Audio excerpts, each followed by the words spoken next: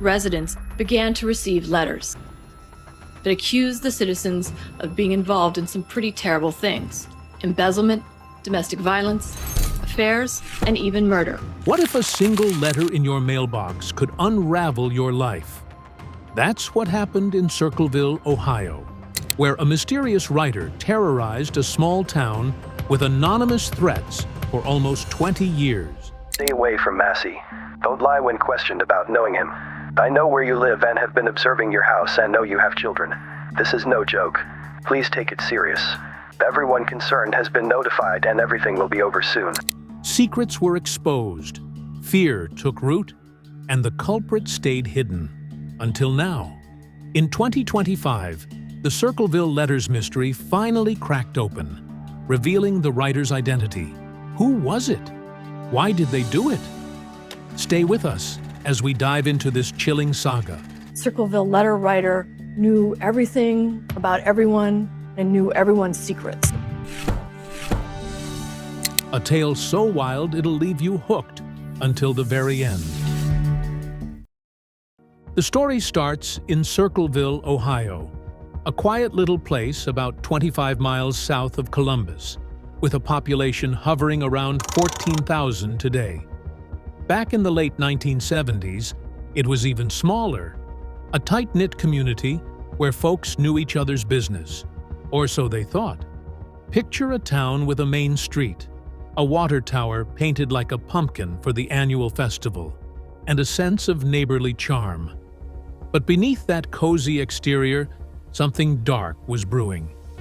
In 1976 or 1977, accounts vary slightly, residents started finding strange letters in their mailboxes.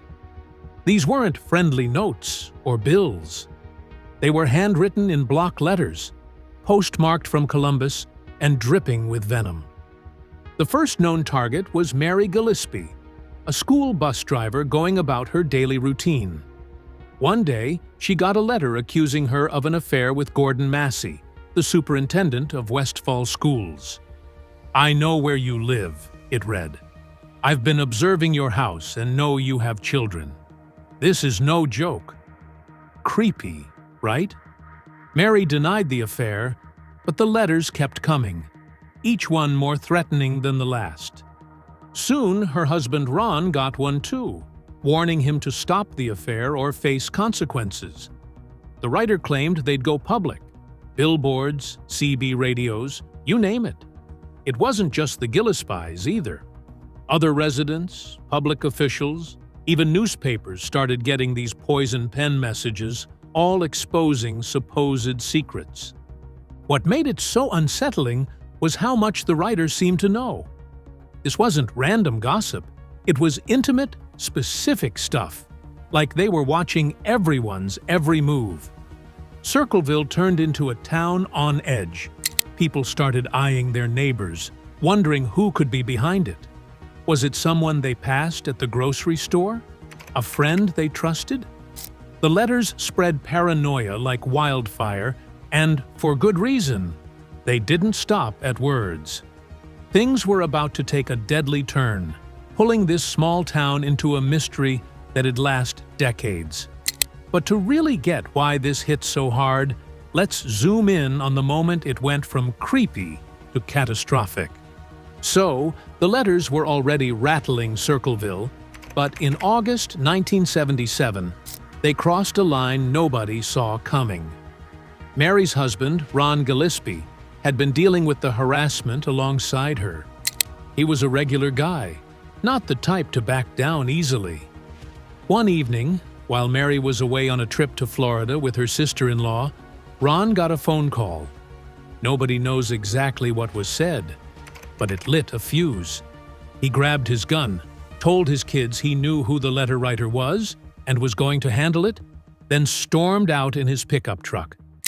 Hours later, he was found dead, his truck wrapped around a tree. The coroner ruled it an accident.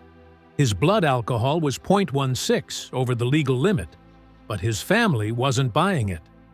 Ron wasn't a big drinker, they said. And here's the kicker. His gun had been fired once. Why? Where? No one could explain it. The letters didn't stop after Ron's death. They got worse. New ones popped up, accusing the sheriff of covering up a murder.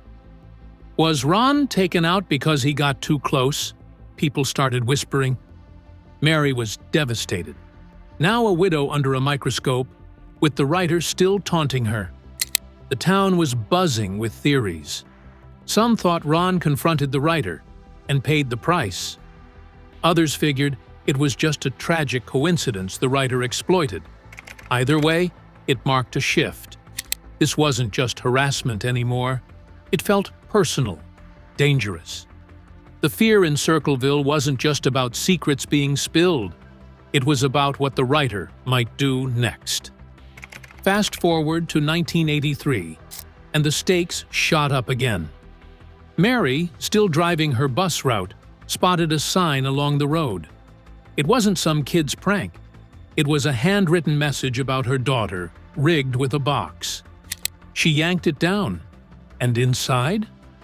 A loaded .25 caliber pistol, set up as a booby trap. If she'd pulled it wrong, she'd have been shot.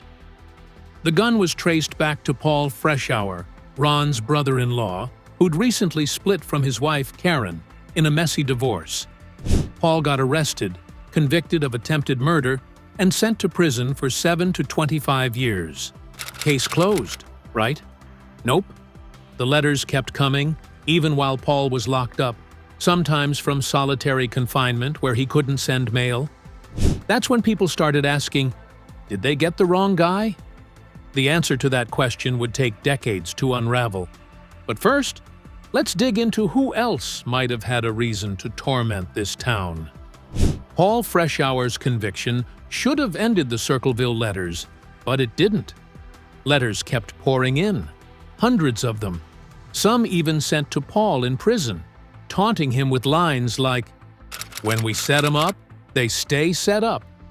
So, if Paul wasn't the writer, or at least not the only one, who was?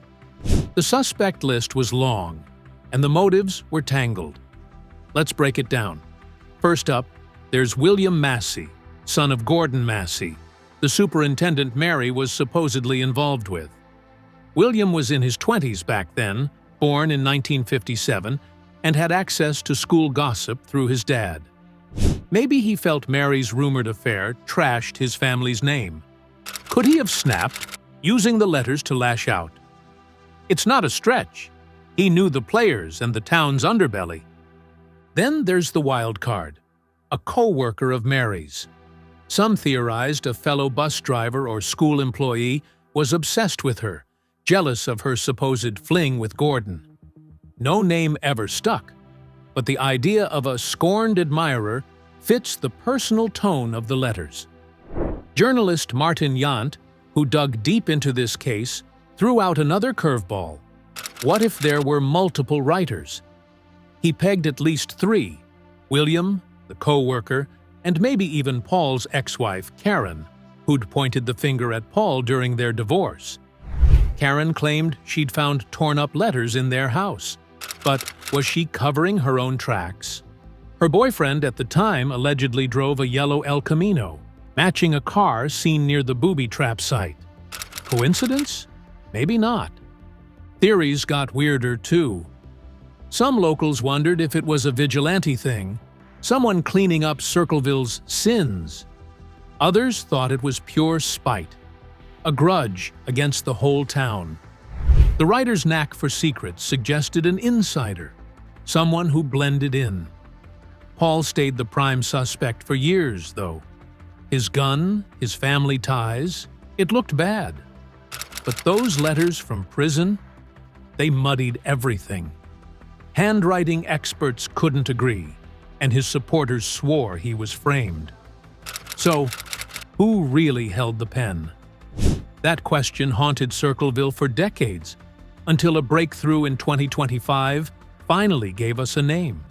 But to see how we got there, let's peel back the layers of that long-awaited resolution. For nearly 50 years, the Circleville letters were a cold case, a ghost story locals whispered about.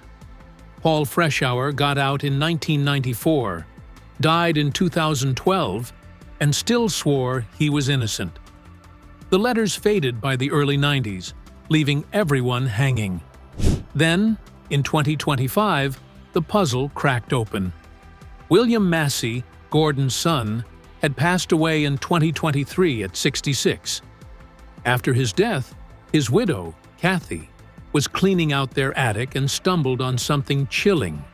Drafts of the Circleville letters. Same block handwriting. Same nasty tone, with notes scribbling out town secrets. She turned them over to authorities, and the investigation reignited. Handwriting analysis matched them to the originals, and suddenly, William wasn't just a theory. He was the guy. Digging deeper, it made sense. William had the means, access to school records through his dad, and a motive.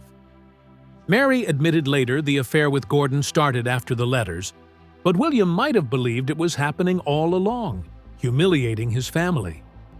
He'd lived quietly in Circleville, dying of natural causes, and nobody suspected the guy next door was the mastermind. The drafts weren't the only find. Old envelopes and stationery tied him to Columbus postmarks. But here's the twist. Some experts think he wasn't alone. Those prison letters? Maybe a copycat, or a partner, like Karen or that mystery co-worker, kept it going to throw everyone off. No hard proof, but it's a lingering what-if. Mary, now in her 70s, spoke out after the news broke. "It's a relief," she said, "but it doesn't bring Ron back." The town exhaled too. Closure at last. William couldn't face justice, but the truth was out. Shows like 48 Hours had hinted at this years earlier, with experts like Beverly East eyeing Paul, but the 2025 evidence shifted the spotlight. It's wild to think one man could hold a town hostage with just a pen and paper. Still, the full story might never be crystal clear, unless you count those echoes of similar mysteries out there, which give this one some eerie company. The Circleville letters aren't the only case of anonymous threats tearing up a community. They've got cousins in the true crime world. Take the Zodiac killer, for instance. Starting in the late 60s, he sent cryptic, taunting letters to California newspapers, bragging about murders and daring cops to catch him. Like Circleville's writer, he loved the spotlight, feeding off fear, and stayed a shadow. The Zodiac's still unidentified, but both cases show how words can weaponize paranoia. Then there's the From Hell letter tied to Jack the Ripper in 1888. Gruesome, anonymous, and possibly a hoax. Yet it gripped London the way Circleville's letters gripped Ohio. Same vibe. Someone out there, watching, knowing too much. Closer to home, think about the Watcher case in New Jersey, 2014. A family got creepy letters from someone claiming to stalk their house, signed The Watcher. No violence, but the dread was real, mirroring Circleville's early days. These stories all tap into that primal fear of the unseen enemy. In Circleville, though, we got an ending. William Massey's name on those drafts. Compare that to Zodiac or Watcher, still dangling unsolved. And it's a rare win. But here's a thought. Did William draw inspiration from tales like these? Or was he just a small-town guy with a big grudge? Either way, these parallels remind us how one person's spite can ripple far beyond their backyard. So, what's the takeaway from all this? Circleville's saga proves truth can hide for decades, only to pop out when you least expect it. And that's where this story leaves us. Satisfied, sure, but maybe a little curious about what else is still out there waiting to be uncovered.